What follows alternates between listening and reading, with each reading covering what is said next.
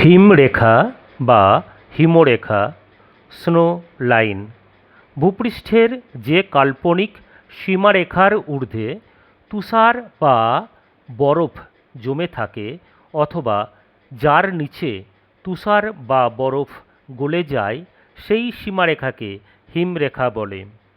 হিমরেখা সর্বত্র ও সর্বকালে স্থায়ী হয় না। সর্বত্র কেন?